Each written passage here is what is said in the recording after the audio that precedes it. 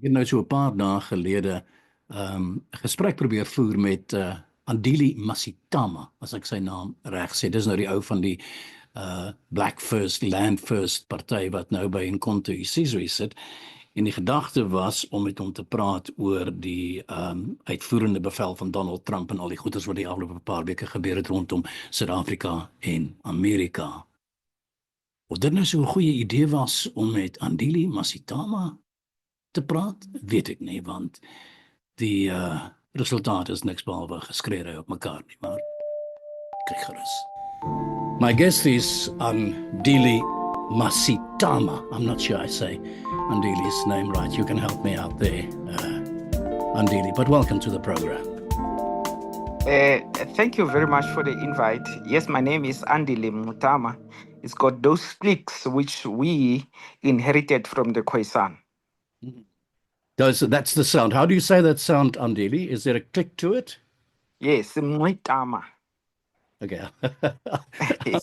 I'm not going to try to repeat that. Yes, no.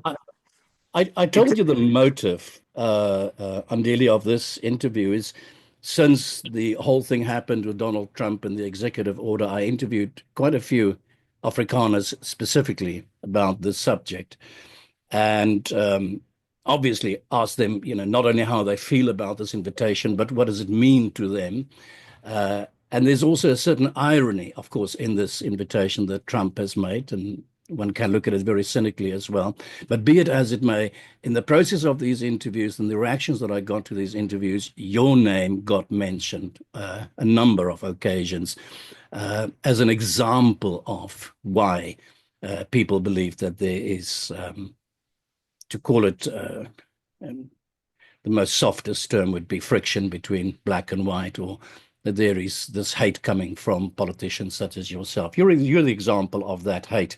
In fact, I just told you now, my guess is, if I may say so, as a white Afrikaner and from a white Afrikaner viewpoint and then a conservative white Afrikaner viewpoint, you're probably, likely, the second most hated man in South Africa.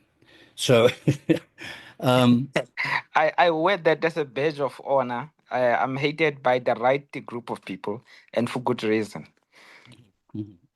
Let's start with the Trump executive order. It's been some time now. It's much talked about here. I mentioned to you the things that people are really perplexed and surprised by that. And there is this cynicism and irony about the fact that it's the same people that created apartheid are now going to Washington and are talking about how they're being discriminated against. How do you feel about this? But more broadly, what kind of effect has it had on the black community in South Africa the last couple of weeks? Well, the Afrikaner, just like all the settler colonialists, are people from the West. Our Afrikaners here are people that came from Holland and are connected to the United States by whiteness, that they come from the Western culture and origins. And at the back of their minds, they always knew that whatever happens to them on the African continent, they have Europe and the white world to call upon and to go to.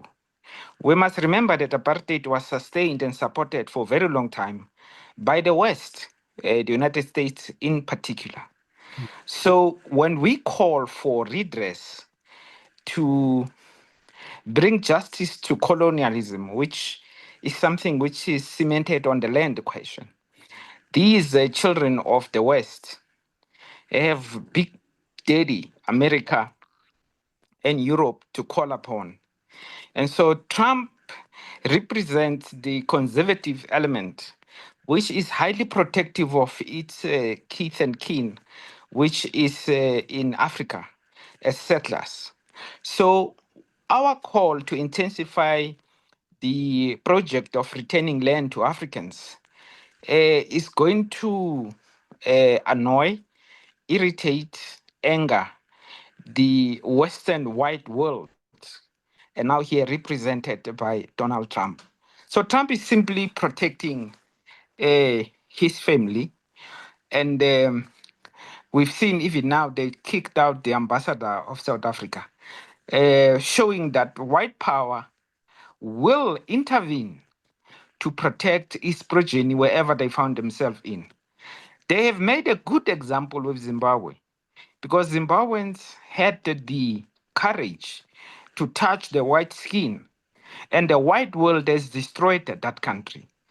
As an example of what happens when you take land from white people, you will deal with the wrath and power of global whiteness. So Donald Trump is simply representing exactly that sentiment. And we, on the other hand, say, good riddance, let them all go to America and we'll live in peace in our country. We shall have addressed the colonial question, which is a settler colonial question because Europeans have settled here in their largest numbers outside of Europe. So Donald Trump must take all of them so that we can experience peace. How far do you go into this whole? The impression that you create with me is that the land belongs to the black people of South Africa and not to the white people. Is that a blanket thing that you're saying? That am I, as a white South African, to look at the country of my birth and say, well, essentially, I'm a settler. I came to steal this land. I took this land from its original owners. Therefore, the land does not belong to me. Are you, in fact, saying to me that you deny me my right to the land as a blanket statement? 100%. White people have no claim over this land. White people arrived here in 1652 on those ships with Jan van Riebeeck. And you started a big war. In fact, you started the war with the Khoi and the San. By the way, before the arrival of Jan van Riebeeck, Portuguese arrived there. And the San and the Khoi murdered them as a consequence of fighting over a natural resource, which is water. Then later arrived Jan van Riebeeck and started colonizing the African soil. Again, the first battles and the first Robben Island, where you sent Nelson Mandela for 27 years, the Robben Island, the first person to be sent there was a Khoi leader who was arrested for resisting European colonialism. So white people's claim to land is based on conquest and theft. And you know, in the African idiom, we have a saying that says, "Ityala liboli." In other words, any debt does not prescribe. White people owe us our land back.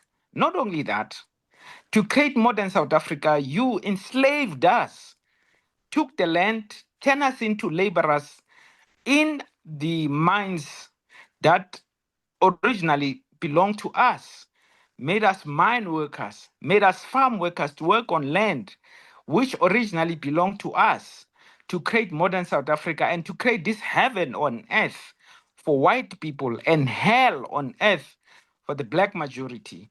This is the historical process which starts with the land theft. White people do not arrive here with land. How did you get this land here?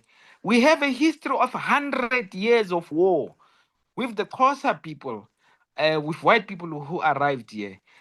Of course, by the end of the 19th century, he had defeated us in those battles. But we fought for this land. And you defeated us because you had the Maxim gun.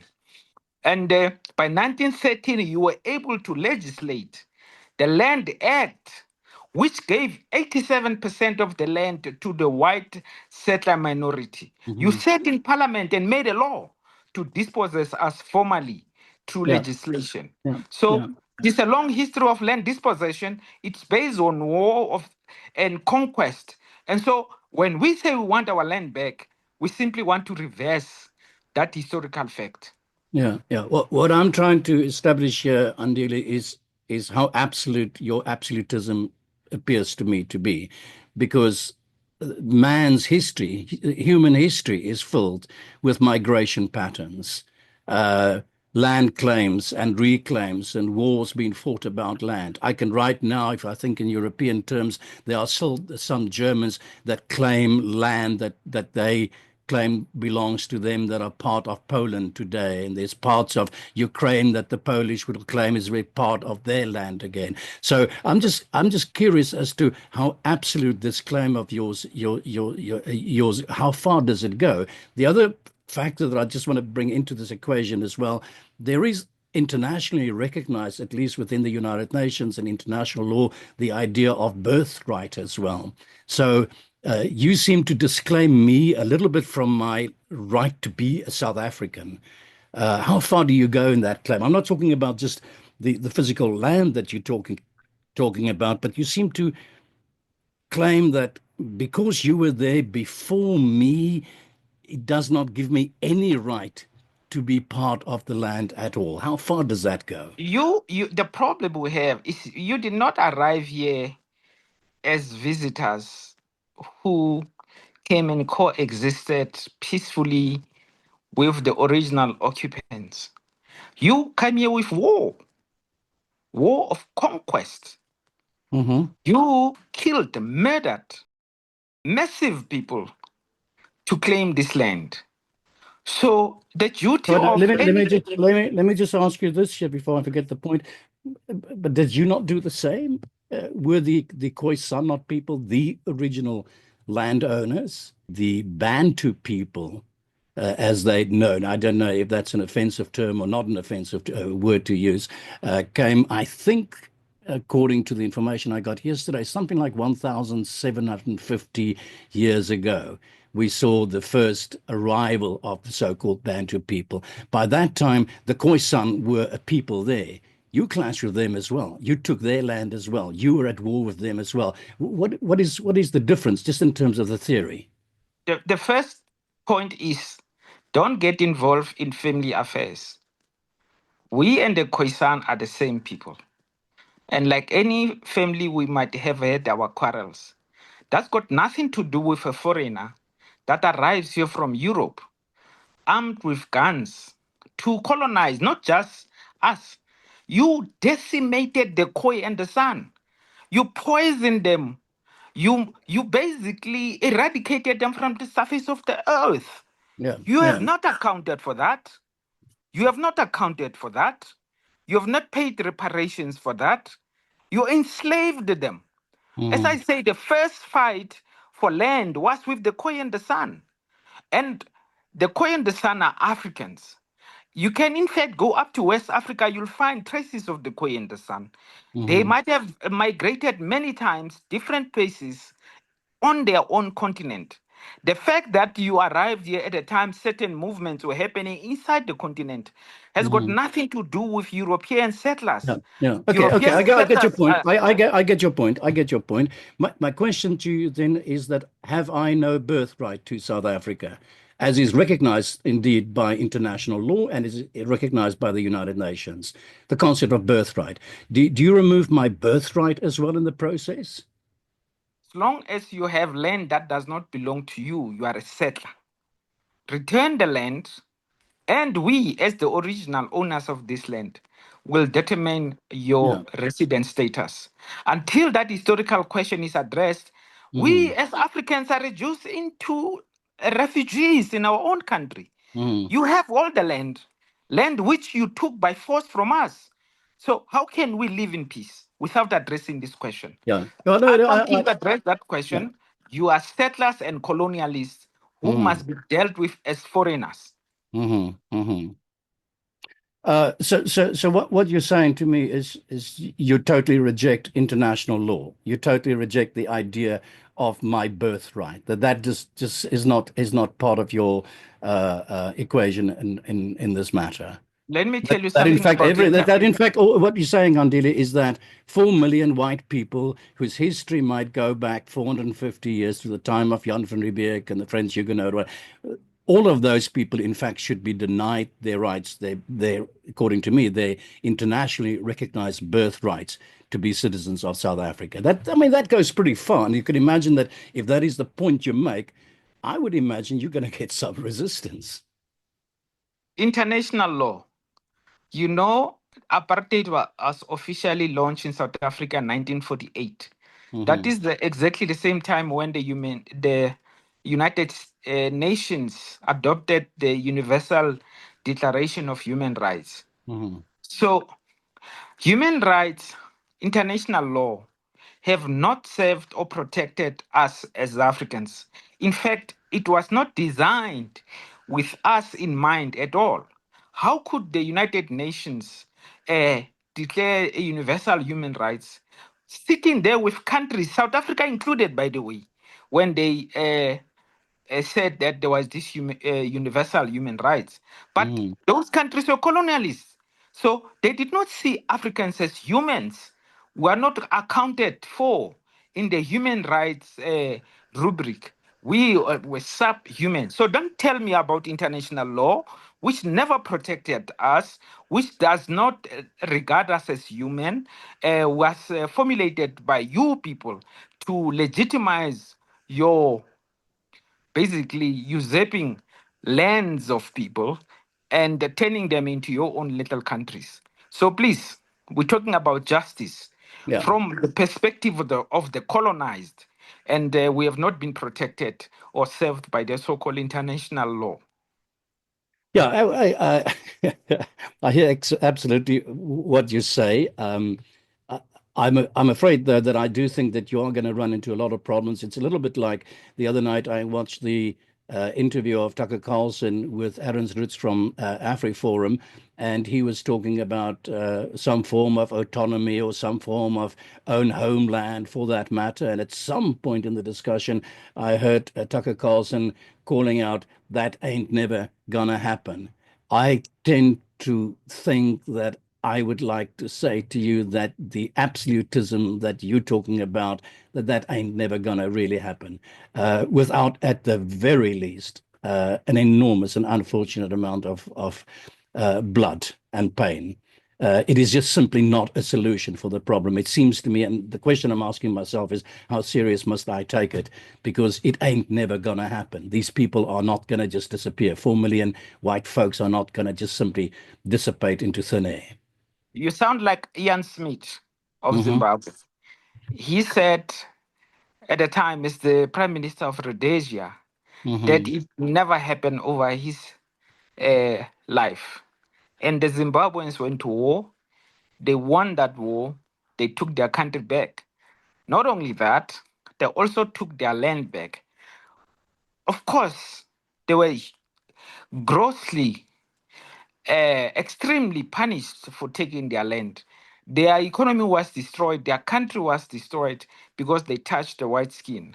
But whatever happens now in Zimbabwe, Zimbabweans have their land. They are real citizens in their country. I am not a citizen in this country. I am a refugee, landless refugee. And you know what is said, which white people don't realize? As we travel from Johannesburg to Cape Town, we can see the expanse of this land which was taken from us. It is not just a conceptual issue. It is a physical reality that we live with every single day. We can see the land which was taken from us, the mountains, the rivers, the oceans, which were usurped by these so called fellow citizens. And these fellow citizens do not regard this great gross misfortune that befell on us as something to be considered. It might not happen in my lifetime and yours, but certainly the message that this country belongs to Black people is something that we're inculcating to the next generation and next generation. And there will be a generation which will certainly bring about justice. I'm a little bit surprised, I must say, because I had the impression that you might be a very progressive kind of a mind, but what I encounter at the moment is something that you force me to call it fundamentalist. It's virtually as if you're undoing human history or want to undo human history. It's just the impression that I'm getting is that it's like a denial of historic facts. Migration patterns are not. Let me just finish this. Migration patterns are not unique to South Africa. It's a phenomenon of mankind. we have moved across borders and land had been occupied and taken and stolen and fought for over, etc., and many, many, many forms. What we cannot do is undo the past. And what you're basically calling for, and help me if I say it, if I say it in the wrong ways, you you're really calling for the removal of all white people from South Africa based on your claim that the land belongs originally to the black man of Africa. How is Am I right in that assumption? Is that what you're yeah, saying, no, Andile? but how is stating a historical fact Mhm. that Europeans are settlers and colonialists who But you were a stole our settler land? too. You were a settler too. That's my point. At some But how can point, it be? I at can. some point, at some point, Rubbish. hold on. That's At some point, absolute rubbish. no, no, That's hold on, hold on. absolute rubbish. I You may cannot say be a so. settler in my own Well, the continent continent. doesn't belong to you. The continent doesn't belong to you. The continent belongs to all the people of Africa. You're one of the And many I am an peoples of African. Africa. This is nonsense white Okay, racist thinking that okay. somehow you can impose that I'm not an African and there is a piece of Africa which does not belong to me. I mean, Mhm. I was born, bred here Yeah. and raised here. I did not come with ships. I did not colonize anyone.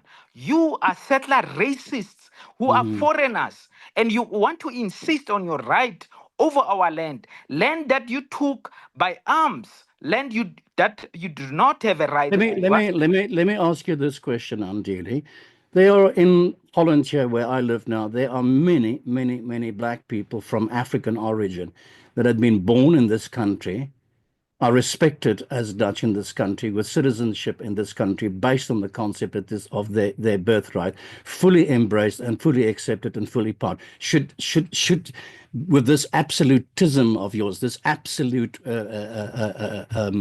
idea that you have about Africa only belonging to the black people of Africa and not to the people who are born there, that are part of that soil, uh, how would you then deal with black people from African origin here in Holland or in France or in many other European countries? Would you have to de facto get rid of them as well, because the How did land they could never arrive? How belong did to they them? arrive? How did they arrive in Europe? Did they come there as settlers? Did they fight and enslave a European and Hollanders? No. In fact, I know for a fact A there's lot of some them, Europeans. a lot of them, my friend, came through illegal means. If you really track it back, a lot of them came through Exactly. illegal means Illegal means and became to. and because we respect human rights and because we respect the idea of birthrights, we actually are open enough to say they are part of us. They belong Yeah. here. We don't discriminate against them. We don't want to chase them into the sea. They're part of this country. They're Dutch. We call them Dutch. Exactly. So I'm just talking about They what they surprised arrived. me. All that I want to say to you is what surprised me is how absolute you are in terms of how you see how black and white you are. In fact, there's no wiggle room here for just very, I would imagine, respected ideas like the fact that I'm born in that country gives me some right to that country and a right to be there. As simple as that. No, well, let's clear the false dichotomy you're trying to draw between immigrants who mostly run away from their country because of Europeans who are creating wars for the minerals in those countries. When they Mhm. arrive there, they must go through a whole system, but they don't take land of Europeans. They don't come there as settlers. They don't enslave people in Europe. They don't colonize any lands of Europeans. Yeah, no, I, They are mere workers who yeah, I hear come what there you to say. I seek. hear what you say. Yeah, I hear what you say. So what you say is, in fact, that America's history should be turned around as well. America should go back to the Indian people that lived there before. What you say is that the Aboriginal people of Australia are the original people. Therefore, we should deny the people that came after them, took their land, stole their land. We should deny them that right as well. We should ignore all of history and we should go back to very, very purist ideas. That's more or less what you're saying to me. So, And I'm so just saying to you, me, and I'm just saying to you, Andili, that I understand your passion and I even respect your passion, but I just don't see it as a workable solution for the future. I just don't see how you get there without an enormous struggle and pain and a lot of it is just, it seems to me just an unachievable dream. So basically, you accept that Europeans arrived in the United States, murdered Aboriginal people, It's the a historic original fact. people, It's a historic fact. It's a and now historic you're fact. I don't saying have to that. discuss that.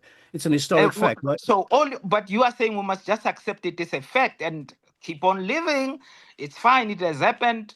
They don't have their country. I'm saying to you, Just like in Andile, Australia. I'm saying to you, Andile, that 500 years ago, there happened to be a war between two nations in which one nation raped the other nation, took the land. It's an historic fact. And 500 years later, their grandchildren live in that land. These are historic facts. That's what I'm saying to you. I'm saying to you that I find it rather almost bizarre, the idea to think that based on this claim of yours, we're going to get rid of 4 million or 6 million or whatever white people in South Africa. Magically, we're going to be able to get rid of them based on this purist idea of yours.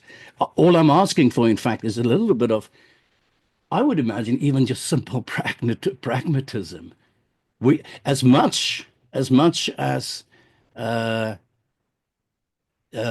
Malema would say we will, and I'm not sure if he said that or not, said or wish that the white people of South Africa must be chased into the oceans, as much as white people might think that it would be wonderful to chase the black people into the oceans. These are just not practical solutions for the future of the country. You know something I find very strange? How you equate the demand for land redress I to didn't do that at chasing all. white I didn't do that at all. people to the sea, to murdering white people. I don't know how But you you just you denied me my right equate to these exist. two You things. just denied me my South African citizenship. So what equation should I make? Well, How? just return the land. That's all we are saying. It is you who equate our call for justice to call for decimation and murder of white people. We've never said so. We're saying to white people, you are settler colonialists who have stolen our land. And we can see that that historical fact manifests today. The majority of land is in the hands of a white settler minority. This is a historical fact which manifests today. It is not something of the past. And we are saying, if you want to live in peace with us, I strangely enough agree with you, Andile. I agree that land, if stolen and it can be proven that it's stolen or illegally gotten and so on, there must be some kind of a mechanism. I agree with you. The land must go back to its original owners, and so far as we can do it. But there's not a blanket kind of a thing. The land belongs to black people or the land belongs to white people. I think even if I'm correct, I even think the Freedom Charter says the land belongs to the people who live there, who born there, who trade the land. yes, So I'm The not saying Freedom that Charter land. was written with I'm not suggesting at all that land should not be returned if and where stolen or taken or gotten by illegal means. I'm not claiming that but at all. how did white people get land here? Since you come from Europe, you didn't Well, I bring would any imagine land the with same you. way. I would imagine the same way the Xhosa people, when they originally came to South Africa, got land there as well. The Xhosa, Probably through some wars with the Khoisan people, some clashes, some struggles for land, and processes of assimilation. But the same way, I would imagine, in some form or other. you are equating European settler colonialism with African settlement patterns, which is certainly incongruent. You are Mhm. colonialists, you are invaders, you are foreigners, you are oppressors, you are usurpers. I mean, Mhm. you have all the wealth today. How did you get that wealth? As a result of Yeah. colonialism and oppression. And you Mhm. had You're established an right. I apartheid get that. system, I which get by that. But law oppressed us. By law, yeah, yeah, you I get made that. laws I to get that. oppress us and to kick us out from certain parts of the land still, I get that. even after 1913. Yeah, So yeah. you have not paid reparations for colonialism, for apartheid. You have not returned our land. Not one white person have any right to any piece of land in this country. All of it goes back to colonial theft and colonial conquest. And we are anti-colonial. We are trying to bring justice and to quarrel with history. We will not settle with history Mhm. because it's an unjust history. Yeah, yeah. There's a lot of unjust history in all sorts of parts in the world. There's a lot of really bad things that have I happened. don't care. I don't care But for other parts of the world. I yeah, care for the unjust history which impacts directly on me and on my people yeah. and my country. Yeah, I suppose the way you and I do differ from one another, Andile, is I accept certain historic facts, and I accept the presence of the white man as an historic fact, however you wish to label it, and I just do not see that it is feasible, possible to design a political future or an ideal based on trying to get rid of the historical given fact that there are now something like 4 to 5 or whatever 6 million white people in the country. It is just simply not feasible and pragmatic in any way, and it will not. The South Africans will not allow that, and certainly the rest of the international community would not allow that. I'm trying to find ways in which we can reach one another. I'm trying to find ways No, in which we no, can. I appreciate a wide perspective. Mhm. I appreciate your conqueror's perspective. You are insisting on me accepting the terms of our defeat, to accept the terms of colonialism, to accept the terms of apartheid, to accept the terms of racism. I'm simply saying no. We're going to have this fight until justice happens from my perspective Yeah. as a victim. You represent the perspective of the conqueror, and I appreciate that and Yeah. understand that. You and your people defeated my people, where we speak as a defeated people who must organize ourselves to find justice, to correct the historical injustice which Yeah. has been perpetrated on my people by your people. Your Yeah. perspective is valid from your point of view, but I contest it 100%. Yeah. But what do we do with it then? Andile, what do we do with it? How do we get out of that then? How do we find a space at which you and I can live together in peace? How do we move forward? I mean, I can see clearly that the historical injustices must be addressed, but I would also imagine it must be addressed in a way in which you don't destroy the totality. So I'm trying to find some form of how do we move forwards in a pragmatic way that gives justice to those that had been taken from without having to destroy the entire thing, without causing a new war, a new battle, which I can tell Uh, you right now, you're not going to win and I'm not going to win.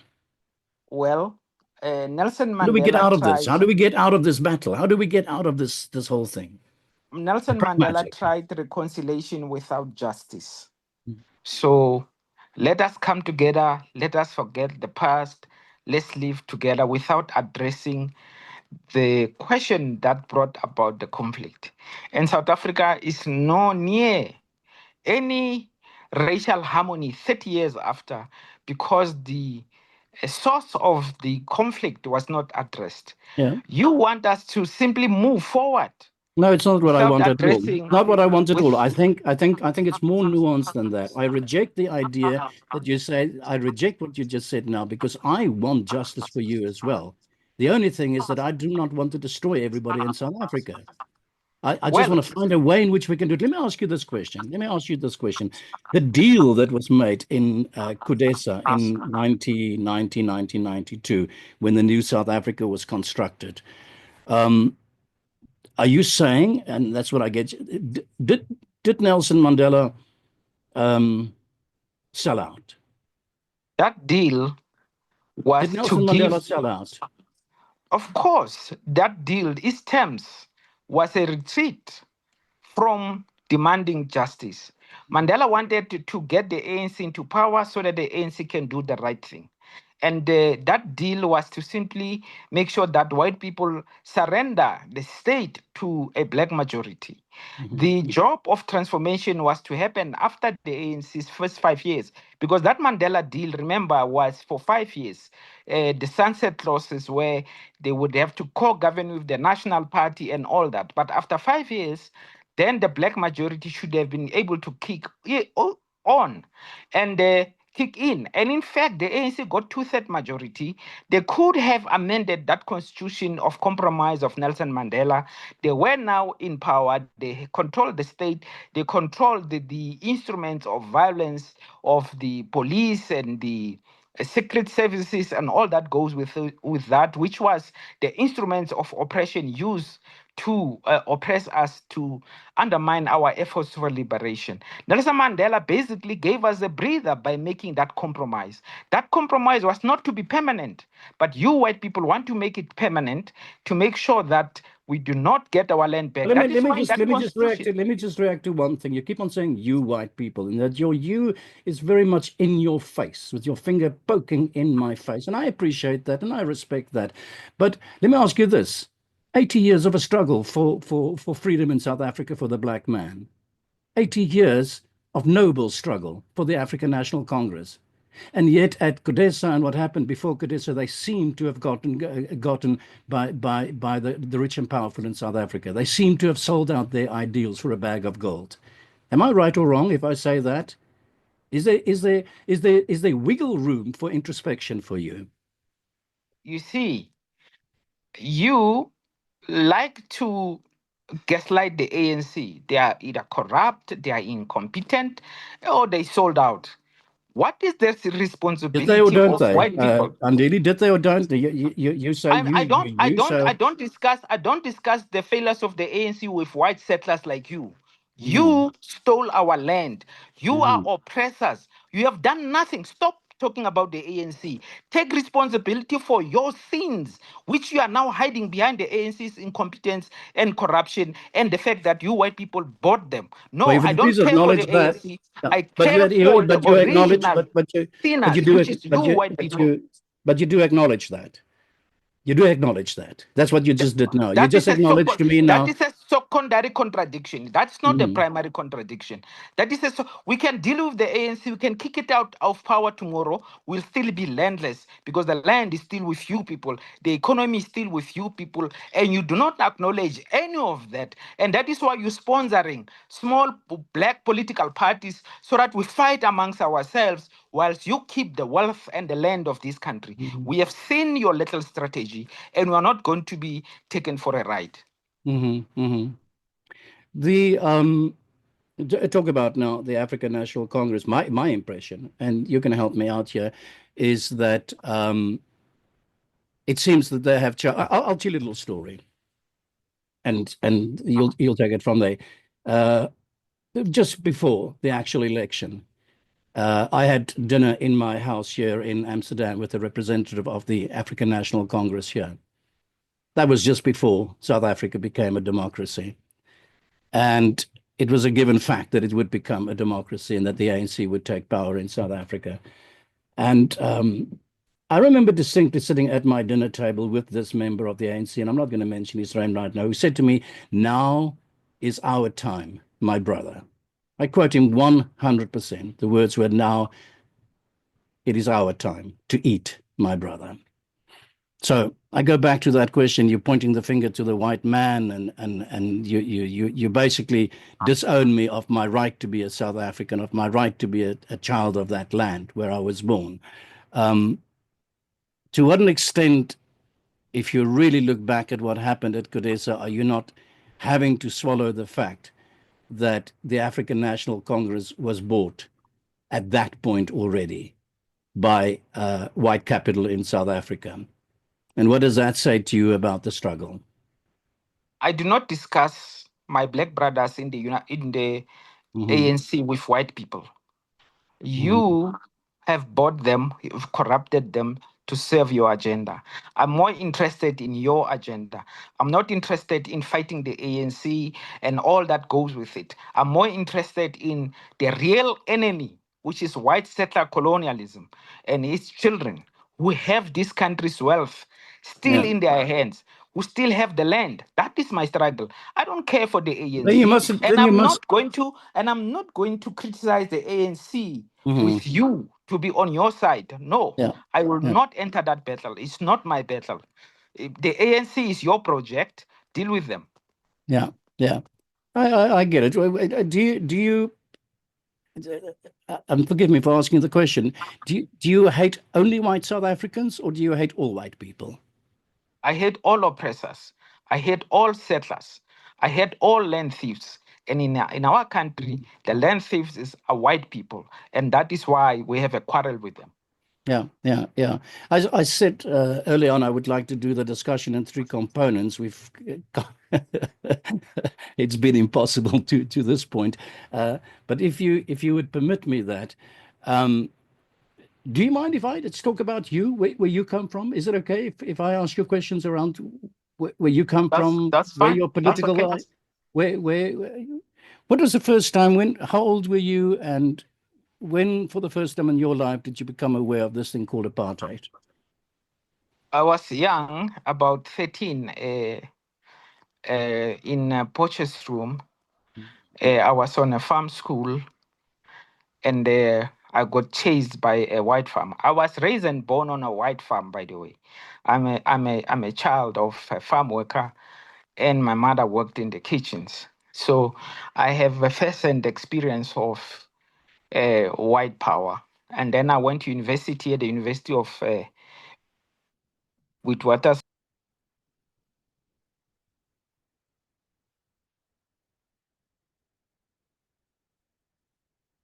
Let me pick up here. Andile, I hear what you say. I hear your passion. I hear your anger. I would want to say I hear your pain, but you may find that that's maybe not the right terminology or word to use. Um, but I must say at the same time, I'm an outsider. I've lived in Europe now for the last 25 years of my life.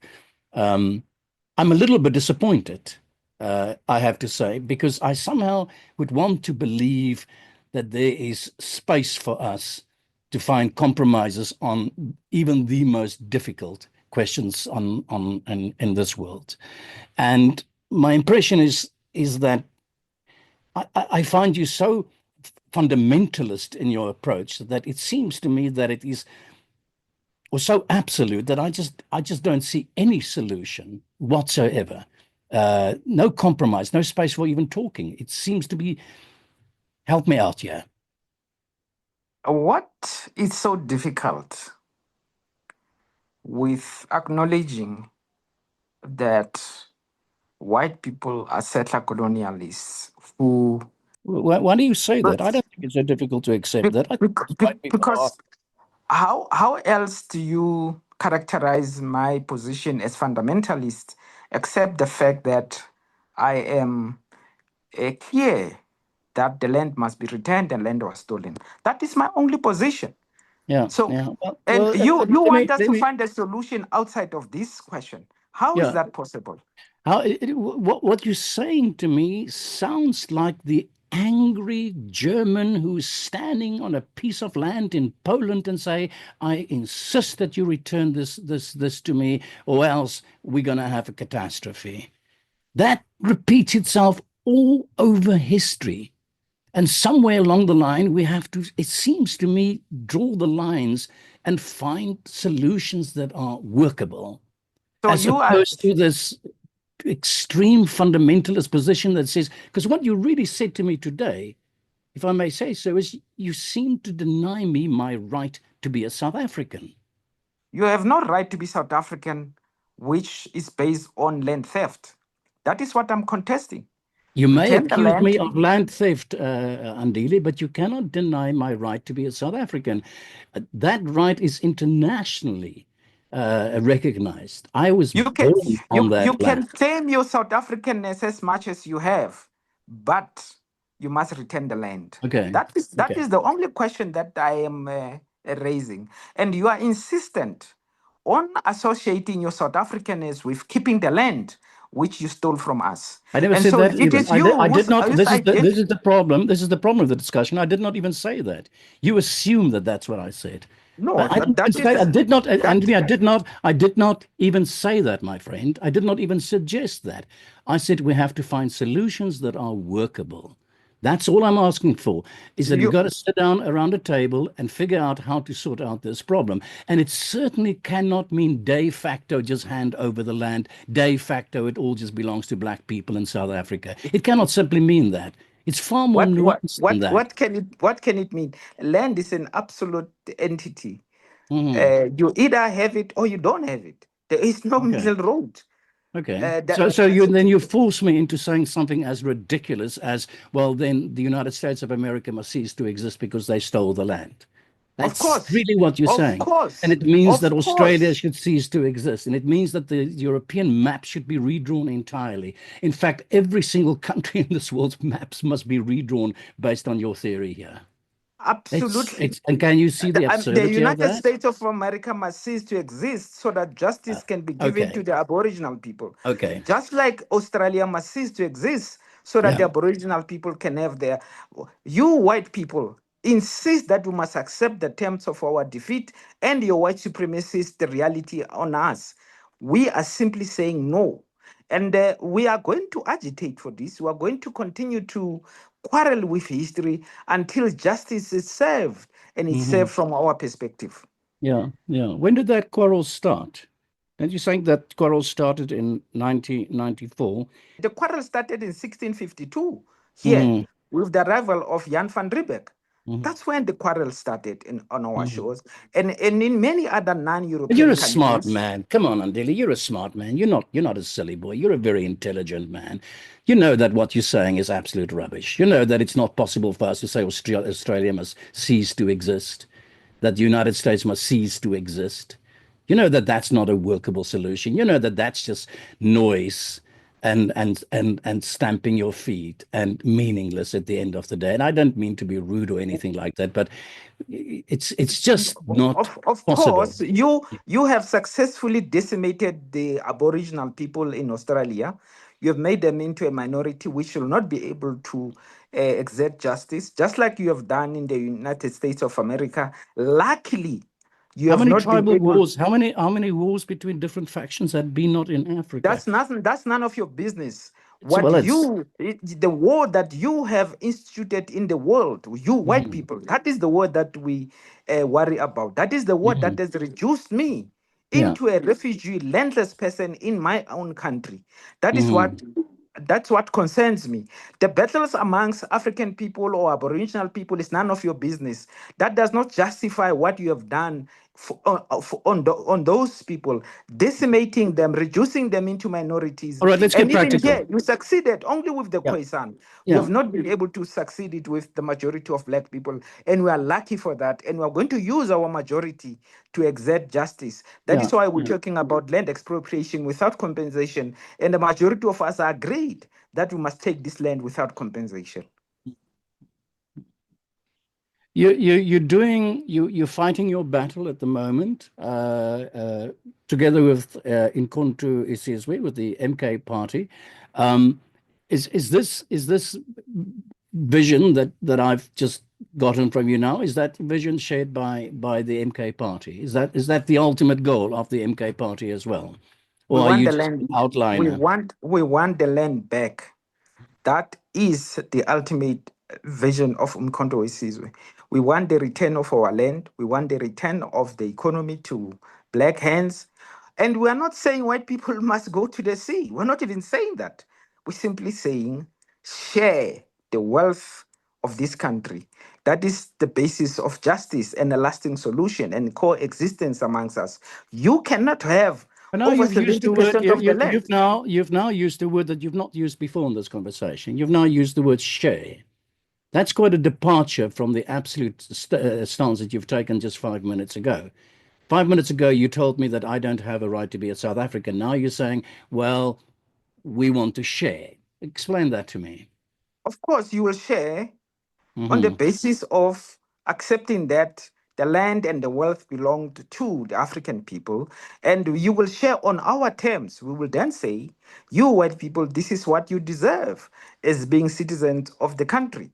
But primarily, the land belonged to us, the wealth belonged to us. But you are citizens, you are here, and we are not going to whoosh you away. You will live here on the terms set by the black majority. Hmm. Just like if I go to China, I will live in China according to the rules of the Chinese. There's a dichotomy here because what I took out of your discussion so far, but from quite a healthy dose of what seems to be a lot of anger, um, and I would go so far as use the word hate, and I'm not saying it's justified or not justified, but um, I'm trying to find out what are the terms then that you're talking about. I mean, you have to admit to me that you just told me 5 minutes ago that I don't have a right to be a South African because I was born there. I'm part of the offspring of the settlers. Therefore, I don't belong in that country, and I can only live there on your terms. What would those terms then be? Surrender the land I have, surrender the wealth that I might have created, surrender all that I have, for you to decide what proportion of it I may or may not keep. How does that settlement seem to work for you? It will be based on justice. What is justice?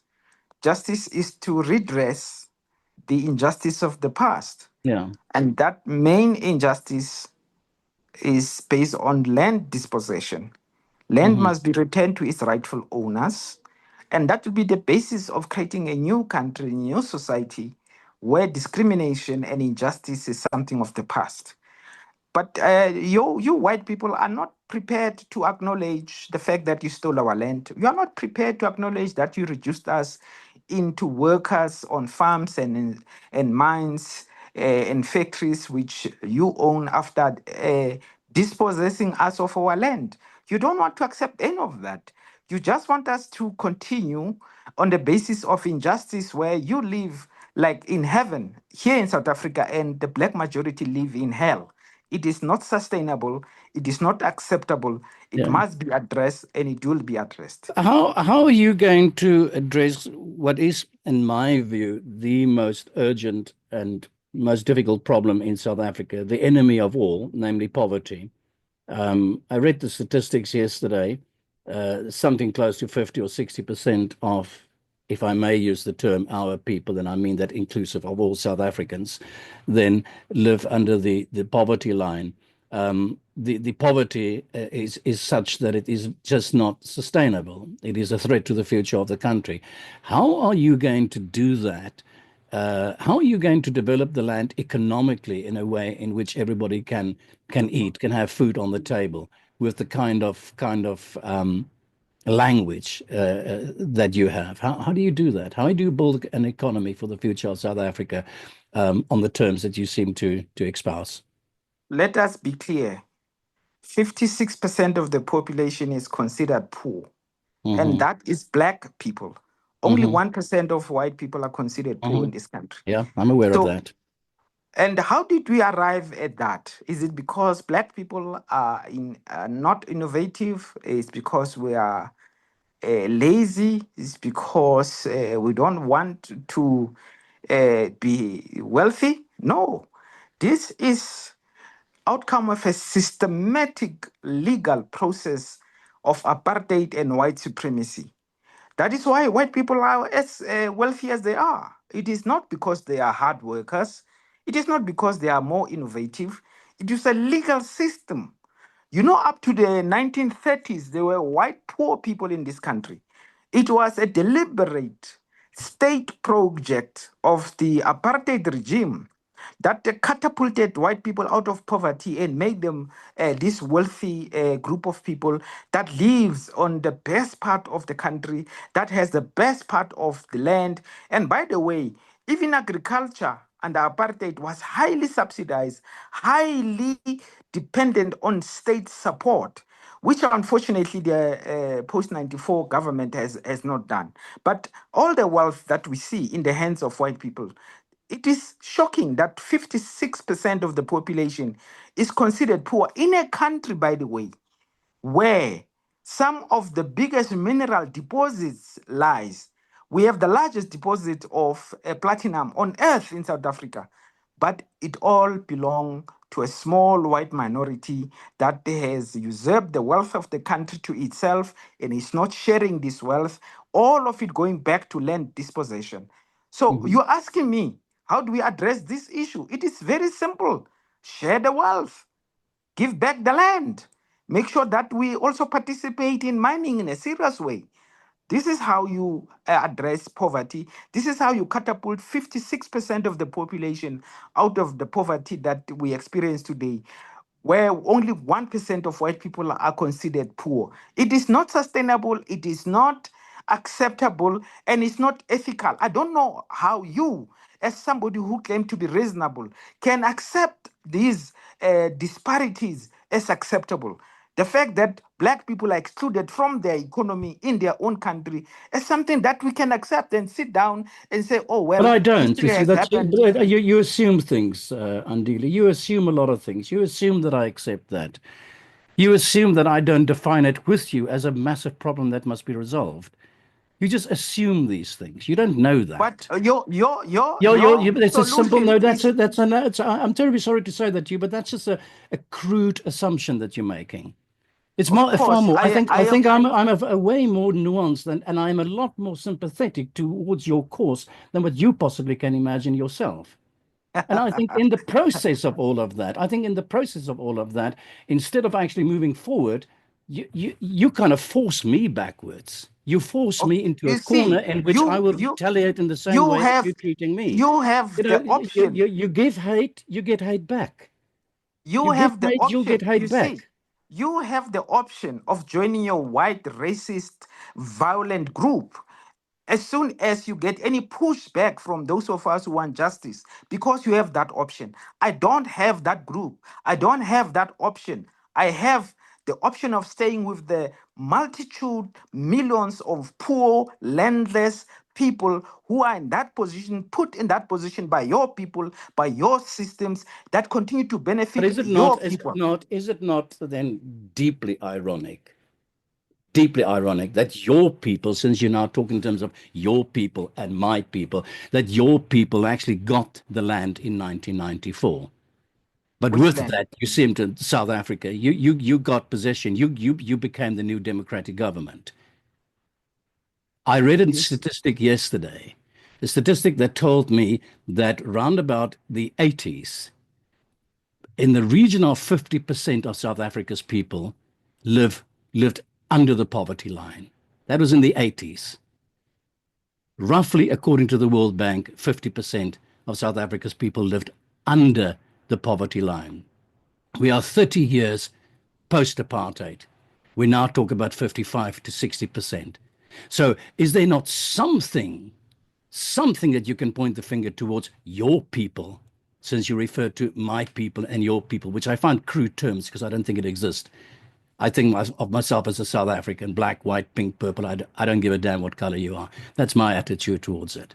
But isn't there something that you need to reflect upon yourself as well? That you say, well, perhaps if we had not, my people had not stolen all the money, perhaps if my people had not actually been so corrupted in the meantime, perhaps we could have moved South Africa forward. Is there not an argument to be made for that as well?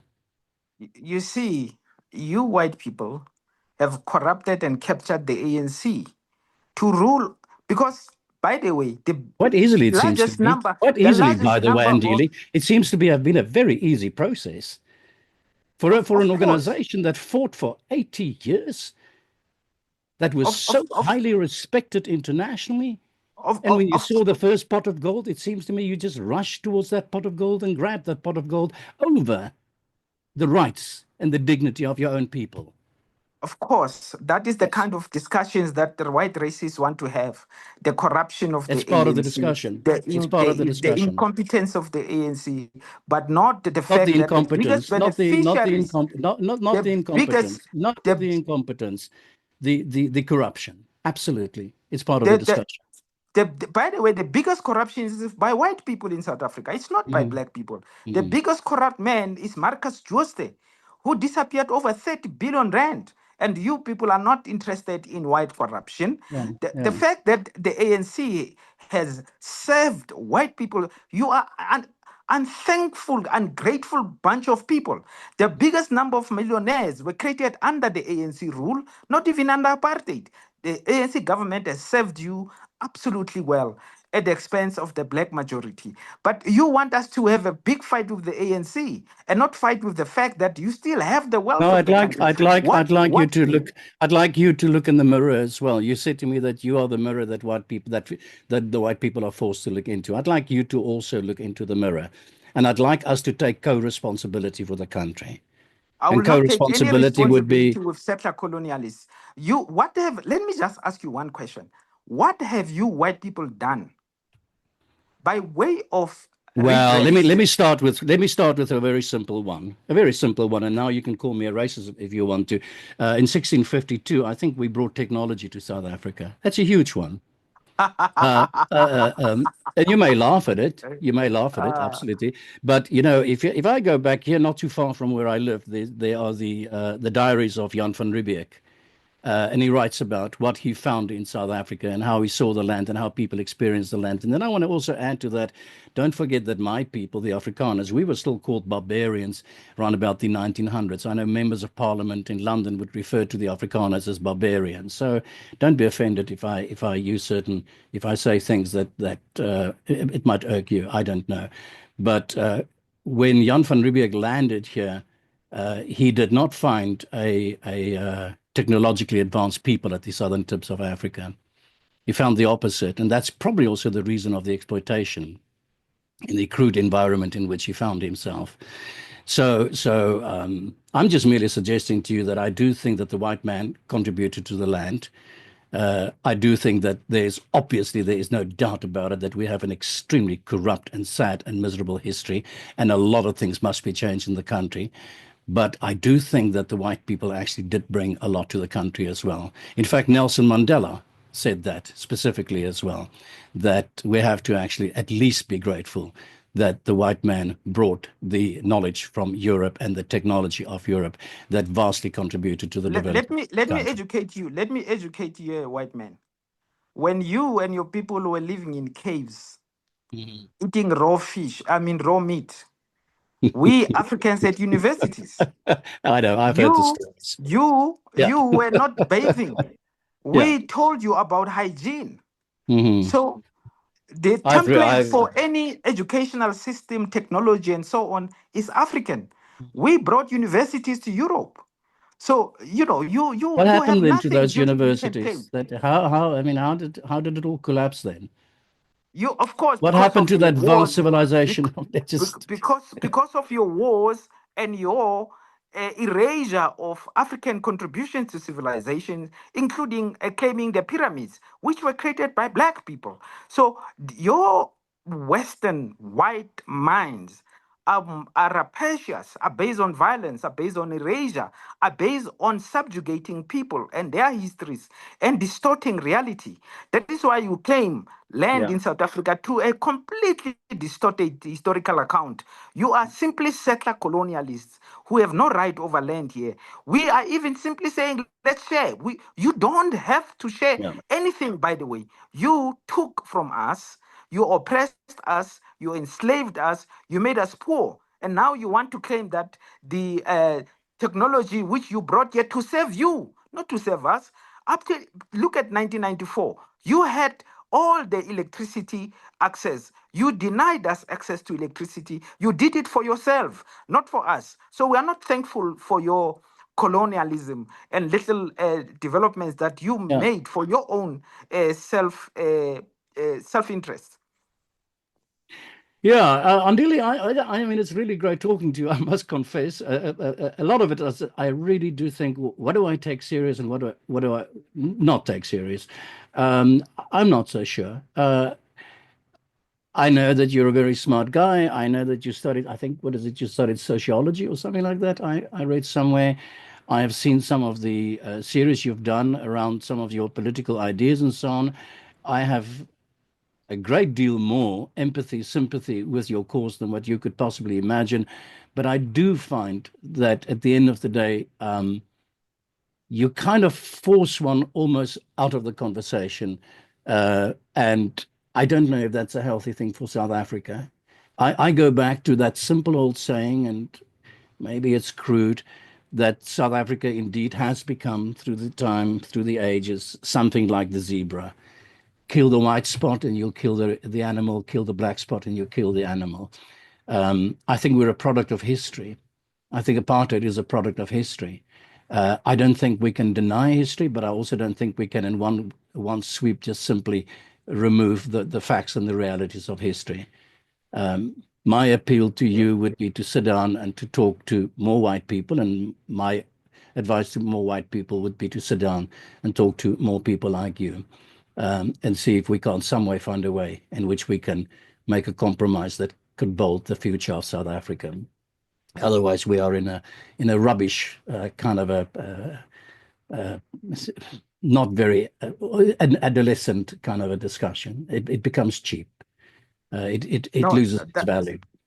No, So that's fine. My job is to upset white people. My job is you to don't push upset me at you. all. You don't upset me at all. What you do, Andile, what you do is you bring a certain amount of pity in my heart, because I so wish for you to also believe that there are people that are better than their skin colors, and that there are a lot of us that are far better than our skin colors.